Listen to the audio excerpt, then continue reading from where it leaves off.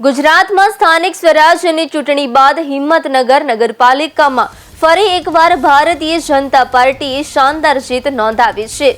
11 વોર્ડની કુલ 44 બેઠકો માટે યોજાયેલી ચૂંટણીમાં ભાજપે 37 બેઠકો જીતતા બહુમતી સાથે સત્તા પર કબજો જમાવ્યો છે, જ્યારે કોંગ્રેસને માત્ર 7 બેઠકો મળી છે। હિંમતનગર પોલિટેકનિક ખાતે મતગણતરી પૂર્ણ થતાં જ ભાજપ કાર્યકરોમાં આનંદની લહેર ફરી વળી હતી। શહેરના વિવિધ વિસ્તારોમાં વિજય સરઘસો કાઢી ઉજવણી કરવામાં આવી હતી। વોર્ડ નંબર 7 માંથી ચૂંટાયેલા અમૃતભાઈ પુરોહિતે જણાવ્યું હતું કે આ જીત ભાજપની નહીં પરંતુ જનતાની જીત છે। તેમણે જણાવ્યું કે ભૂતકાળમાં કરેલા પ્રજાલક્ષી કામોને કારણે જ લોકોનો વિશ્વાસ મળ્યો છે અને આગળ પણ તેઓ પ્રજાના હિતમાં કાર્ય કરતા રહેશે।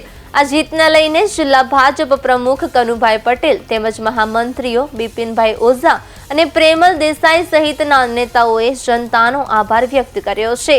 હિંમતનગરમાં ભાજપના વિજયને રાજકીય રીતે મહત્વપૂર્ણ માનવામાં આવી રહ્યો છે, જે પાર્ટીની મજબૂત પકડ દર્શાવે છે।